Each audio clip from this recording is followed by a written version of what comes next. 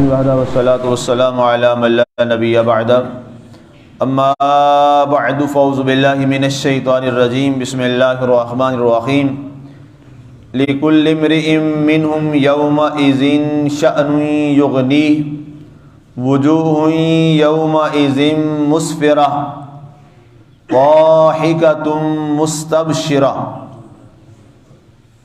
اس دن ہر شخص کی ان میں ایسی حالت ہوگی جو اسے بے پرواہ کر دے گی۔ اس روز کچھ چہرے چمک رہے ہوں گے، ہنسنے والے خوشیوں میں ڈوبے ہوئے ہوں گے۔ سامعین، آج ہماری سورہ عبس کی آیت مبارکہ نمبر 39 تک کی تلاوت و ترجمہ کا شرف نصیب ہوا۔ کل ہماری گفتگو چل رہی تھی کہ جب محشر بپا ہوگا، یوم حشر ہوگا، تو تمام لوگ ایک دوسرے سے یوں بھاگ رہے ہوں گے، اور آخری کلمات تھے وَصَاحِبَتِهِ وَبَنِيهِ کہ انسان اپنی بیوی اور اپنے بچوں سے اور بیٹوں سے بھی بھاگ رہا ہو۔ اس کے بعد فرمایا کہ لِكُلِّ امْرِئٍ مِّنْهُمْ يَوْمَئِذٍ شَأْنٌ يُغْنِيهِ۔ اس دن کا عالم ایک اور یہ بھی ہوگا کہ ہر شخص کی حالت ایسی ہوگی کہ وہ دوسرے سے بے نیاز ہو جائے گا، بے پرواہ ہو جائے گا، اسے کسی اور کی پرواہ نہیں ہوگی۔ اس لمحہ میں اللہ تعالیٰ کی ذات کا ظاہر ہے دربار سجا ہے، مالک لم یزل کی بارگاہ میں ہے، اور پھر اللہ کی بارگاہ ہے۔ یہ سوچنے والی بات ہے کہ اللہ کی بارگاہ ہے، کائنات میں سب سے بڑا دربار ہے اس مالک لم یزل کا، جس میں حاضری ہے۔ اب اس کے دربار میں جب حاضر ہیں تو اس کی بارگاہ کے جو آداب ہیں اس کا اندازہ نہیں کیا جا سکتا کہ اللہ کے بارگاہ اور اس کے دربار کے آداب کیا ہیں، اور پھر اس کے بعد نامہ اعمال اور میزان کا حساب و کتاب۔ اس لمحہ میں انسان کو یقیناً اس سورہ مبارکہ میں ہوگا، اس شکل میں ہوگا کہ اب ظاہر ہے دو صورتیں ہیں، دائیں ہاتھ والے نامہ اعمال والے لوگ بھی ہوں گے، بائیں ہاتھ میں نامہ اعمال والے لوگ بھی ہوں گے، صلحاء اور نیک اور پارسا لوگ بھی ہوں گے، وہاں مجرم اور گناہ گار بھی ہوں گے۔ اب اللہ تعالیٰ نے دونوں کا بیان کیا ہے۔ آج جن کا ہم ذکر کرنا چاہ رہے ہیں، جو آیات پہلے اللہ نے بیان کی ہیں، اللہ نے ان کا ذکر کیا ہے جن کا نامہ اعمال ان کے دائیں ہاتھ میں ہوگا۔ اور کیا فرمایا؟ وجوہ یومئذ مسفرہ، فرمایا اس روز تم دیکھو گے کہ کچھ چہرے ایسے ہوں گے جو بڑے چمک رہے ہوں گے، جن کے چہرے بڑے پر رونق ہوں گے اور ان کے چہروں پر خوشی ہوگی۔ لمحہ بڑا مشکل کا ہے، لمحہ بڑا پریشانی کا ہے، تکلیف کا ہے، حساب کا ہے، میزان کا ہے، لیکن کچھ چہرے اس روز بھی بڑے تر و تازہ اور خوش ہوں گے۔ اب وہ چہرے اس روز کون سے خوش ہوں گے اور تر و تازہ ہوں گے؟ جنہوں نے اپنی ساری زندگی اللہ کی خوشنودی میں گزار دی۔ آج اللہ تعالیٰ انہیں خوش فرما دے گا جنہوں نے دنیا میں اللہ کو خوش رکھا ہوگا، آج اللہ تعالیٰ انہیں خوش کر دے گا۔ دنیا میں جب لوگ بہت زیادہ اپنی زندگی اور اپنی مستیوں میں خوش ہوتے تھے، وہ اس کو بھلا کر اپنے مالک کو خوش کرنے میں لگے رہتے تھے۔ ان کی عارضی خوشیاں تھیں، دنیا کی خوشیاں ظاہر ہے بڑی عارضی ہیں۔ قرآن پاک میں اس کا درس پیچھے گزر آیا، آپ کو یاد ہوگا، قرآن خود فرماتا ہے فَلْيَضْحَكُوا قَلِيلًا وَلْيَبْكُوا كَثِيرًا، اے لوگو تھوڑا ہنسا کرو، زیادہ رویا کرو۔ یہ کو کسی دانشور کا قول نہیں ہے، یہ اللہ کے پاک کلام کی آیت مبارکہ ہے۔ فَلْيَضْحَكُوا قَلِيلًا وَلْيَبْكُوا كَثِيرًا، اے لوگو تھوڑا ہنسا کرو، زیادہ رویا کرو۔ اب یہ اللہ تعالیٰ کے اس آیت مبارکہ کے بعد اللہ کے نبی صلی اللہ علیہ وسلم کا ایک فرمان بھی سن لیجیے۔ آپ علیہ الصلوۃ والسلام ایک جگہ سے گزرے تو صحابہ کرام رضوان اللہ تعالی علیہ اجمعین موجود تھے، کسی بات پر ظاہر ہے کوئی ہوئی ہوگی ایسی بات کہ وہ ہنس رہے تھے، اور ان میں ایک شخص ایسا تھا کہ جس نے قہقہ لگایا بڑا زور سے ایسا. تو اللہ کے نبی صلی اللہ علیہ وسلم نے فرمایا مجھے تعجب ہے کہ تم قہقہ لگا رہے ہو، کیا تمہیں قبر کی یاد بھول گئی ہے؟ اللہ اکبر.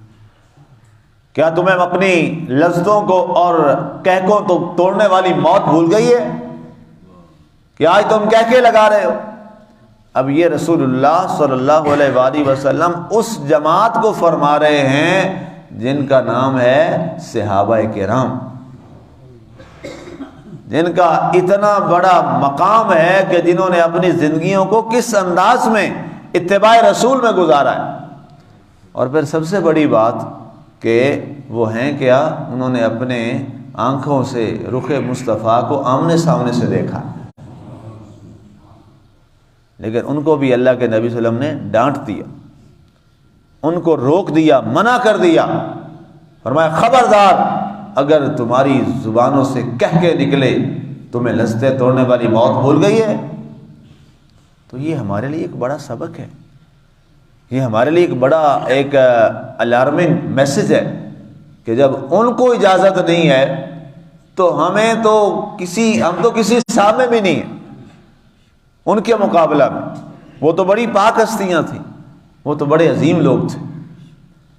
تو فرمایا جنہوں نے دنیا میں اللہ کو خوش کیا، اللہ تعالیٰ کی بارگاہ کا لحاظ رکھا، برائیوں کو چھوڑ دیا، نیکیوں سے وفا اور محبت کا ایسا رشتہ قائم کیا کہ انہیں اپنی خوشیاں بھی بھول گئیں، اور دنیا کے اندر انہوں نے اپنے مالک کی رضا کے لیے ہر کام کیا، ہر دکھ کو بھی برداشت کیا، لیکن اپنے مالک کو ناراض نہیں ہونے دیا.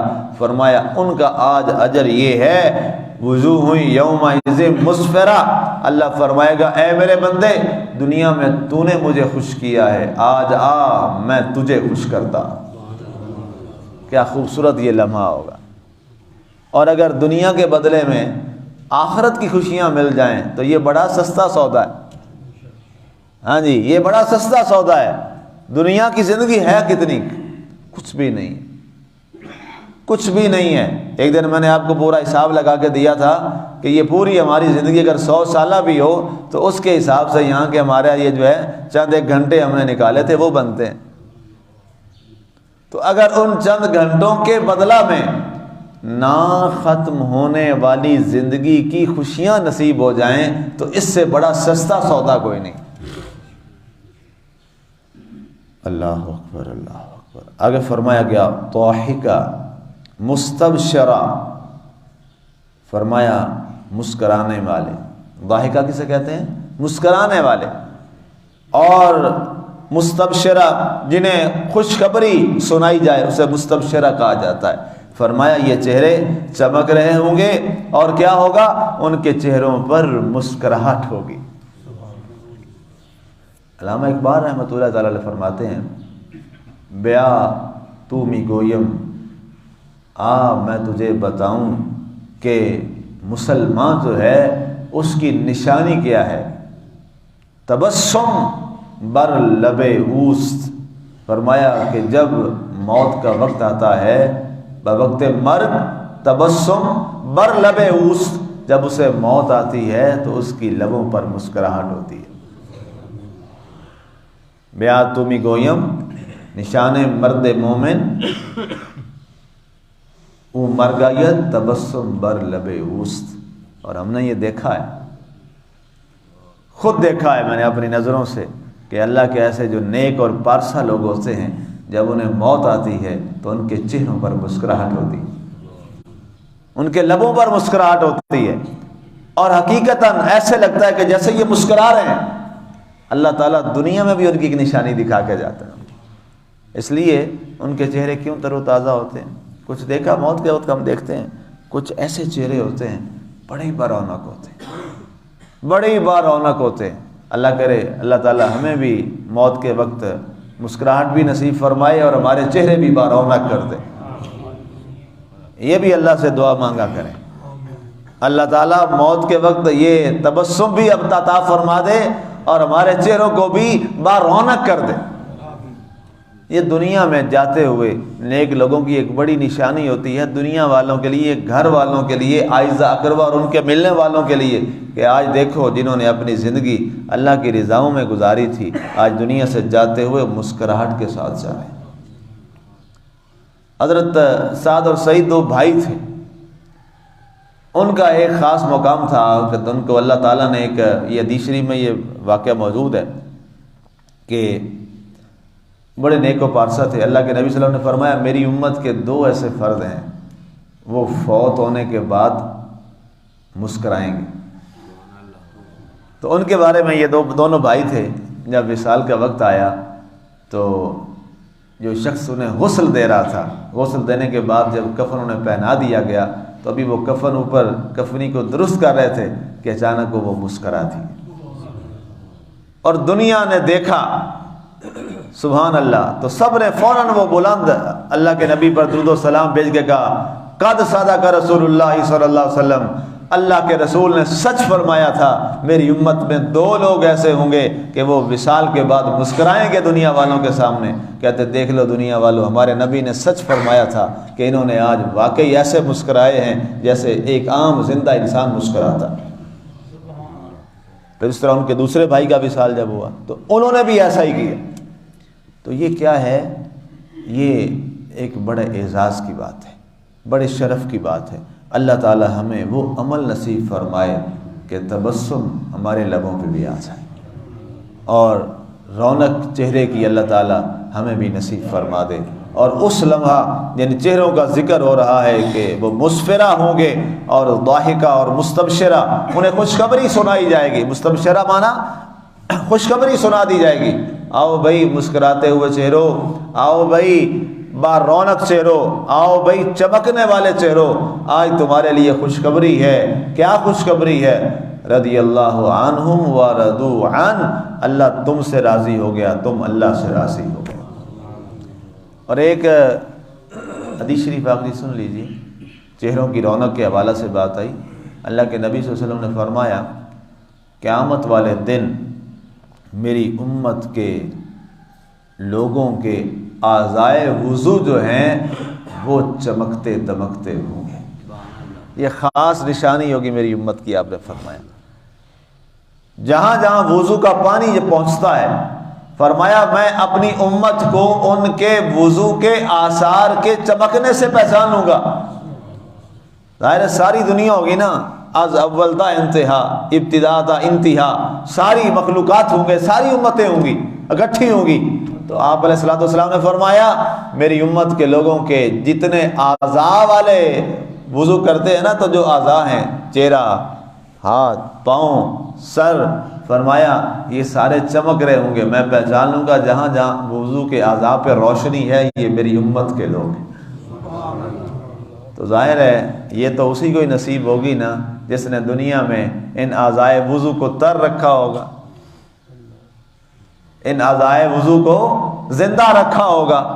تو اس لیے یہ بات بھی اپنے ان احباب سے ہمیں کرنی چاہیے جو وضو سے دور رہتے ہیں۔